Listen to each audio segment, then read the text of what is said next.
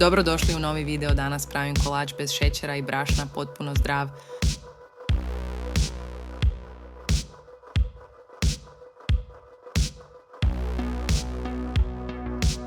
Sve što je potrebno od sastojaka: 300 g mlevenih lešnika, 200 g putera i zamjena za šećer. Ja sam koristila steviju, to sami morate odrediti koliko volite slatko. Sad ćemo da sjedinimo sastojke. Ostanite uz video i uživajte.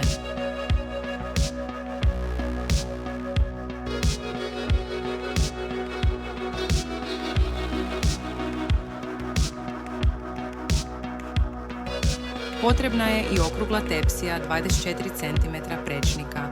Sada ćemo izmešanu smesu prebaciti u tepsiju.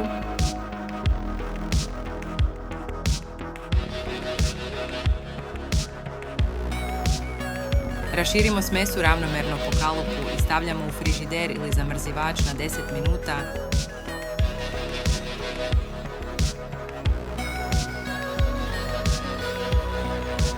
Ako se još niste pretplatili na kanal, pretplatite se sada, podržite moj rad.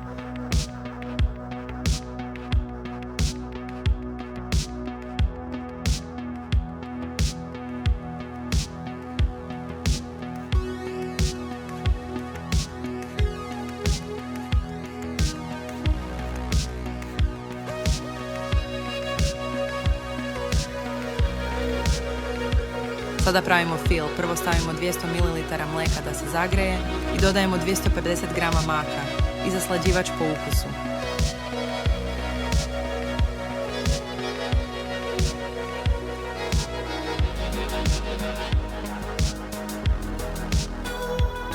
I to se lagano meša i kuva na laganoj vatri 3-4 minuta dok ne dobijete gustu smesu.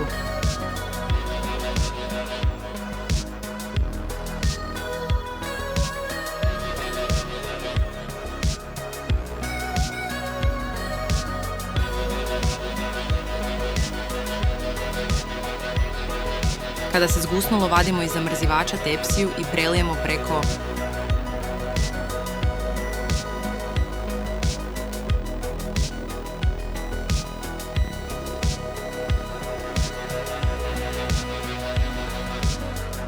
Izravnamo i ostavimo sa strane da se prohladi.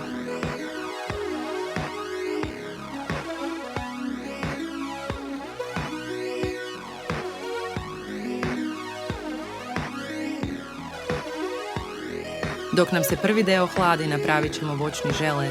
U šerpu stavimo 50 ml vode i oko 350 g miks voća.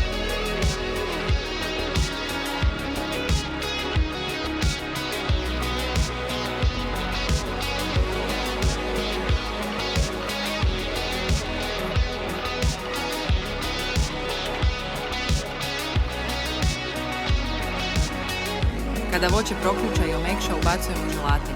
Ja sam koristila u tablama, oko 6 komada sam stavila.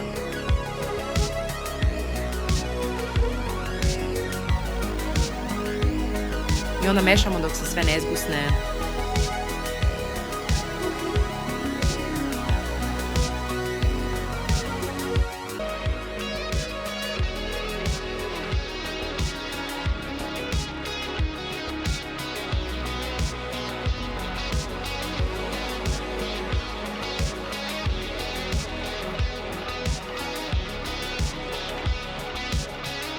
Kada se zgusnulo, onda prelijemo preko prvog dela i ostavimo sve da se dobro ohladi.